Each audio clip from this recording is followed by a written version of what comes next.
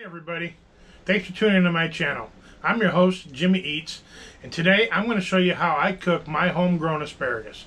I have some monster asparagus, they're like tree trunks, this big or so. I've had a lot of people comment on some of the pictures I put on, saying that them are no way, in any way, good to eat. They're too big, they're too woody, all this stuff. Well, I'll tell you what, I've been eating these asparagus out of this patch for 15 years.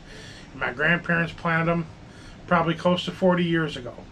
They're good every single time.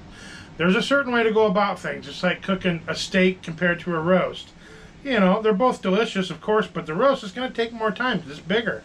So I'm going to wrap some bacon around these asparagus, and I'm going to show you how I cook them. I'm going to throw a little New York strip on top of the mix just for fun. So stick with me. I'll show you how I'm going to do it. Alright, so here we are. Take a look at these asparagus.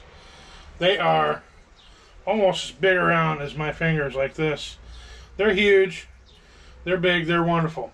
So I'm going to start off with wrapping these up with some bacon, just like I do anything else. Here, just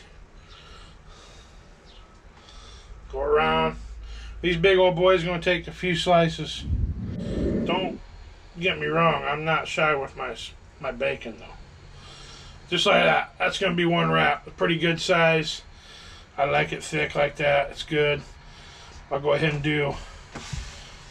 I have these as well. I'm going to put this little end piece that got split on. I'm going to put that in there. And then a couple of these other big. I'm just going to cook on this side. All I have today is this asparagus with the bacon. I'm going to put my New York strip right up there. I was going to do peppers and onions and all that, but by the size of these asparagus, I've decided I don't really need any more than what I have here. It's a lot. So what I'm going to do is I got that going on high. I'm going to sprinkle a little bit of seasoning on here. I'm going to go with this one. It's a Montreal roasted garlic and herb. It's good stuff. I'm going to put that on the asparagus. Just kind of put it on the bacon a little bit. Also, what I'm going to do, I'm going to take my lid cover and I'm going to cover it. Keep the heat inside. It's kind of the way I do it with these bigger ones. You want to keep the heat inside. And basically, I'm going to steam it and cook it at the same time. It really helps with the process of cooking these big asparagus. Alright, time to put the steak on. And I'm also going to use that same Montreal seasoning for the steak. I run out of my steak one, which is really good. That's why I ran out. So I'm going to have to get some more. But this here should be just as equally as good. So put that on right here, season it real good. So of course with my steak I'm going to put my little weight on there. I like how that cooks a little quicker that way. So alright, so I'm going to give these a flip and take the lid off. I've had them on this side for a few minutes anyway. I'll go ahead and flip them one way. About like so. And put the lid back on. It's going to be, 4 minutes on this side at least. Alright, take another look at the steak. Been going a couple minutes on this side. I think we'll give it one more little flip.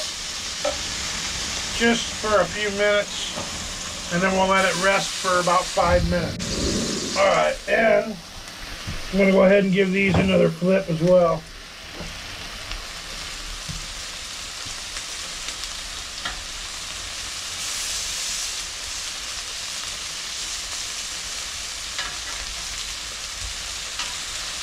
They're getting tender, I can see it. The color is changing. They're getting a little bit easier to squeeze, I guess you could say. Alright, I think I'm good on the steak. I'm going to pull it up here onto the cutting board and I'm going to let it rest for about 5 minutes. Alright, I think it looks just like I like it. Mid-rare. Maybe even a little bit more medium than normal, but that's alright. I can handle it.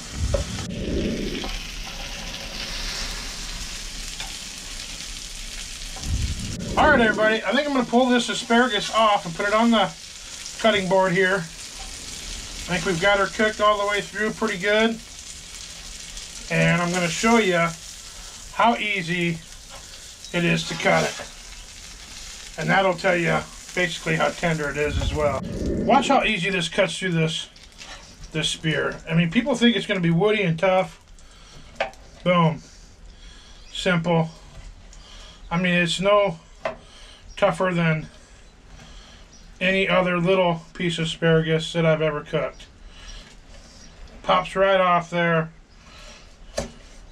Very tender. They're all that way. I mean, it almost mushes up. I might have cooked it a little too far. Very easy to slice. You guys saw how thick they were. So, for all you haters out there saying that it's no good and there's no way you can eat that would taste good, I'm going to tell you, you're not correct. Alright, so I've let it cool down. Got it all on my plate. Take a gander at that. If you're wondering where the mashed potatoes came from, I just threw some in the microwave. It was easy, quick, and it goes good with the meal. So, these asparagus are looking amazing. Of course, the steak's always amazing. And the bacon, I just can't wait. So I'm going to take a bite of this asparagus, bacon wrapped. Get one that's not falling apart. Yeah, good luck. Right there. Take a look.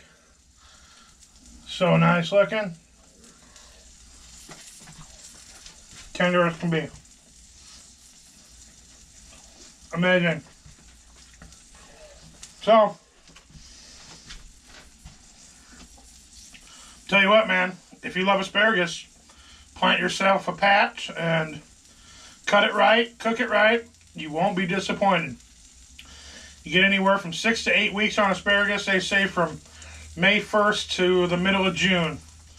After that, in my book, you shouldn't cut it. You want to let it reseed for the next season. So, tell you what, if you like this, give me some comments.